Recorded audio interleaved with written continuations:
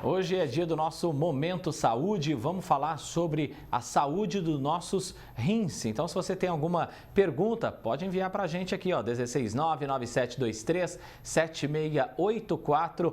QR Code na tela também apontando a câmera do seu celular para esse código aí, já vai direto para o nosso WhatsApp, fica mais fácil. Lembra de colocar sempre o nome e também a cidade. E para nos ajudar com o esclarecimento destas dúvidas, hoje recebemos o doutor Oswaldo Merege Vieira Neto, ele que é nefrologista. Doutor, muito obrigado, viu, por ter aceito o convite de participar dessa entrevista com a gente. Para começar então, doutor, quais são os principais sinais de que algo não vai muito bem com os nossos rins? Uma ótima tarde ao senhor.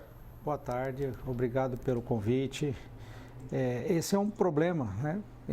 Muitas vezes os problemas renais não dão sintomas nem sinais. As principais causas de doença renal crônica, que pode levar até necessidade de hemodiálise ou de transplante, são diabetes e pressão alta. Muitas vezes a hipertensão, ela não dá sintoma nenhum. E a diabetes também, principalmente a chamada diabetes tipo 2.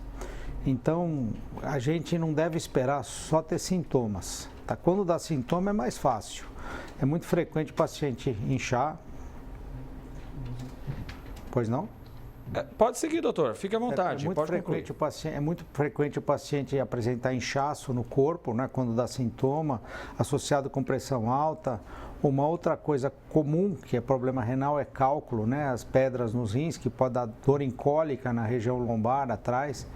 Mas é uma coisa muito dolorosa, mas não costuma levar à perda do rim, os cálculos. Agora, hipertensão, diabetes e as outras nefrites, que são inflamações dos rins, essas frequentemente não dão sintomas e podem levar à perda dos rins, com necessidade até de hemodiálise e transplante. Então, a gente sugere que todo mundo faça pelo menos uma vez por ano a dosagem da creatinina, que é um exame super barato, que mostra o funcionamento dos rins, e o exame de urina rotina, que é um exame simples para ver se está tudo bem, se não tem perda de proteína nem de sangue pela urina, que às vezes a gente só vê no exame. Isso é marcador de doença renal. Doutor, vamos seguir então com as perguntas que já estão chegando aqui. O Ederson de Ribeirão, ele quer saber se beber a água com gás todos os dias pode fazer algum mal aos rins, doutor? Não, não faz mal nenhum. Pode beber água com gás todos os dias tranquilamente. Não existe isso. Pode ficar tranquilo. Tá bem, vamos aqui para a próxima pergunta do Eduardo de Serrana. Ele está dizendo que é um transplantado. O motivo foi a perca dos rins por nefrite e cálculos. Ele gostaria de saber, pedir, né, no caso, para o senhor explicar mais sobre a nefrite para o nosso telespectador, doutor. Bom, nefrite é um termo genérico, né? Nefrite quer dizer inflamação dos rins. Existem vários tipos de nefrite, dezenas de nefrites, tá? Tem as chamadas glomerulonefrites, que são doenças dos filtros dos rins, há várias dessas. Normalmente nós fazemos o diagnóstico através da biópsia renal, que ela confirma o diagnóstico. E essas nefrites podem fazer o paciente inchar, perder sangue na urina. E a gente vai vendo através desse exame que eu falei anteriormente, a creatinina, se ela for subindo, aumentando, significa que o rim está perdendo o rim. Cálculo de repetição também pode levar à perda renal, mas tem que ser uma quantidade boa, aquele paciente formador de cálculo, que forma muito cálculo. Tá? Agora, nefrite, existem dezenas de nefrites, é um termo genérico que nós chamamos. Certo. O Roberto Santana, que é do Jardim Califórnia, aqui em Ribeirão, gostaria de saber se o excesso de corticoides pode prejudicar os rins, doutor? Não prejudica, não. Porque a única coisa que quem tem que tomar corticoide, às vezes tem muitas condições médicas que o paciente é obrigado a usar corticoide. Hipercorticoide eventualmente pode reter um pouquinho de água e sal no corpo e aumentar um pouco a pressão. E a pressão é maléfica para o rim. Basta apenas se atentar a isso e manter a pressão controlada com o médico que está seguindo ele. Só o corticoide em si não faz mal para o rim, não. O que faz mal para o rim, uso crônico, são os anti-inflamatórios não esteroides. A Luciana de Sertãozinho, doutor, quais hábitos ajudam então a prevenir os problemas nos rins? Olha, exercício físico, manter o peso em ordem e fazer um check-up anual, pelo menos, dosando creatinina e o exame de urina rotina. E quanto a uma dieta saudável, tá? Manter o peso, basicamente isso. E o resto tem que torcer para não ter o azar de ter alguma dessas doenças que aparecem do nada. O Cadu, de Ribeirão Preto, está perguntando, doutor, se o uso de suplementos por quem pratica exercícios físicos, faz academia, pode prejudicar a saúde dos rins a curto, médio e longo prazo aí. Então, o uso de suplemento, né? Eventualmente, se você usar uma dieta muito rica em proteína, isso pode causar uma certa sobrecarga dos rins a longo prazo.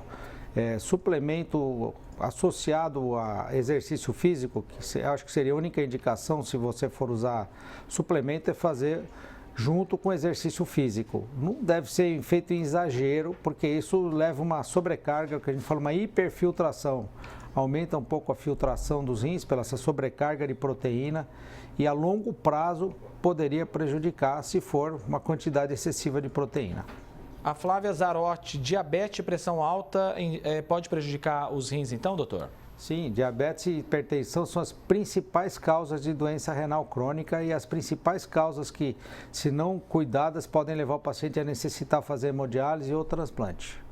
A Cibele de Franca perguntando aqui, doutor, então a quantidade ideal de água que a gente deve beber todos os dias para evitar os problemas renais?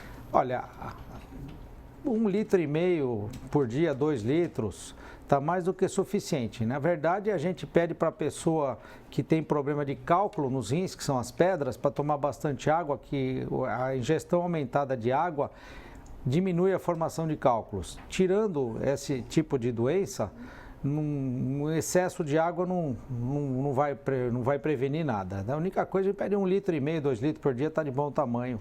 De água não, pode ser de líquidos em geral, tá? Depende da pessoa tomar de acordo com a vontade, só não deve desidratar.